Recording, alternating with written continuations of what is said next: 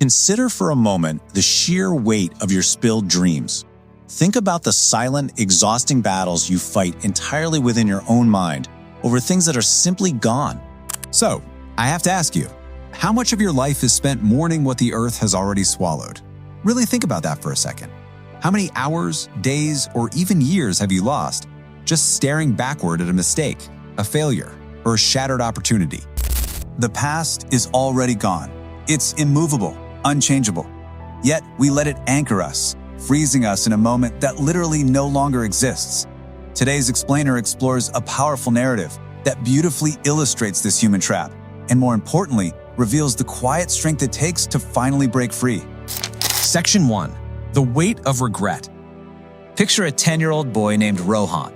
He lived in a tiny mud house with his widowed mother, Kamala. They had almost nothing, relying entirely on each other and an old buffalo named Gori.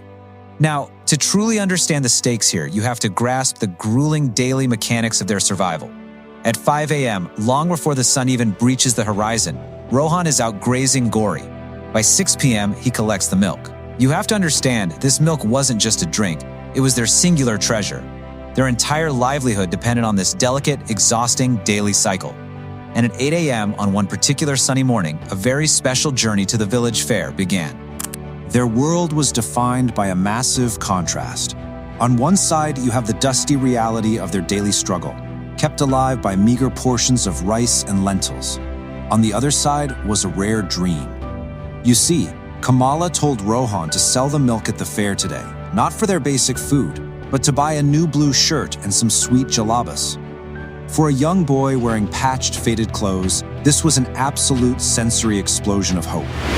Before he left, Kamala carefully placed the milk in a fragile clay pot and set it in a woven basket. She gave him a warning that carried the heavy foresight of a mother who deeply understands the fragility of survival. She said, "Walk carefully, my son. This milk is our fortune for today." The entire weight of their hopes rested inside that single, simple clay pot. Section 2. Dreams turn to dust. As Rohan walked down the dusty path, his mind was miles away, totally distracted by visions of that bright blue shirt and the spin of a wooden top he also hoped to buy. His pace quickened, driven by the intoxicating pull of his own imagination. But, as we all know, reality is unforgiving. A hidden stone sat invisible to a boy lost in his dreams. His foot caught the edge abruptly. A tilted basket. In a split second, gravity took over. Rohan stumbled forward, his hands flailing desperately, grasping at empty air, trying to find a balance that was already completely lost. A shattered pot. With a loud, devastating crash, the clay exploded into fragments across the dry earth. And there went the fortune.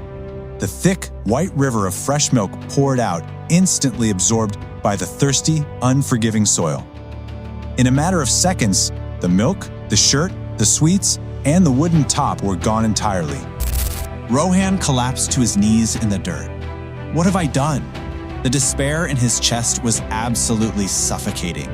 He thought of his mother's rough, tired hands. He thought of her relentless hard work. His beautiful dreams had vanished in a single, careless moment, replaced by an overwhelming sense of guilt and profound finality. Section 3. The illusion of control. Rohan just sat there paralyzed, his tears mixing with the dust of the road. He tried desperately to scrape the wet mud, to somehow gather the spilled milk back into his hands, as if sheer willpower could somehow rewind time. But the result was zero. 0 drops of milk were returned by his bitter tears. 0 drops were salvaged by his desperate, grasping hands. The earth had drank its fill, and weeping over the damp soil yielded absolutely nothing. He was drowning in shame, but the true tragedy here isn't just the spilled milk. It's that time was relentlessly passing while the boy remained entirely frozen. The sun was still moving across the sky, the market was bustling, but Rohan was trapped in a moment that had already expired, punishing himself endlessly. Section 4. The wisdom of action. It was then that an old man named Madhav approached the weeping boy. With the peaceful aura of a seasoned traveler who deeply understood the rhythms of loss and recovery, he sat beside Rohan, listened to his tragic tale, and then asked a question with calm, undeniable logic. Will your crying fix the broken pot? It's a piercing reality check, isn't it? Will sitting in sorrow change what has already happened? The answer, unequivocally, is no. Madhav explained a fundamental truth. We have the broken pot, which is the unchangeable past, and we have the rest of the day, which is the malleable present. Look, life is inevitably going to break our clay pots, but the true test of human character isn't whether we avoid the fall. It's what we choose to do with the sunlight we have left. Section 5. Rising from the dust.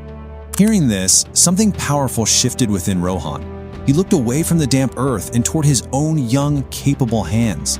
The day wasn't over just because his initial plan had failed. Where there is a will, there's always a way.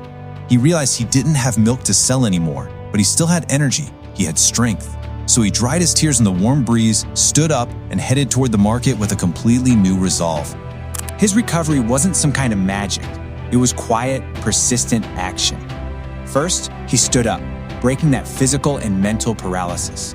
Second, he found a need, noticing merchants struggling with their heavy loads in the busy market. And finally, he worked relentlessly.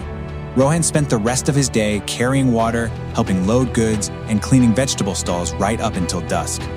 By sunset, the tangible results of his labor were clear. He had earned enough coins to buy rice, lentils, and a small packet of sweet jaggery.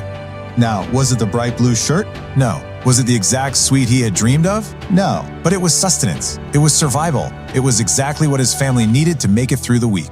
When he returned home, he didn't hand his mother the fortune she expected. Instead, he told her the truth about his failure and, more importantly, his resilient recovery. Camilla hugged him tightly, tears of pride welling in her eyes, and told him, falling is not failure, staying down is. Overcoming that massive emotional hurdle and choosing to work instead of weep was a far, far greater victory than simply selling a pot of milk. Section 6. Moving forward. Years later, Rohan grew up to become a highly successful merchant, carrying Madhav's wisdom in his heart every single day. He chose action over sorrow, hope over regret, and courage over despair. So ask yourself, what broken pot are you still staring at right now, and what are you going to build with the rest of your sunlight? Don't cry over losses, learn from them, and move forward. If this resonated with you, like this video, share your experience in the comments, and subscribe to Fuze Tales for your daily dose of wisdom.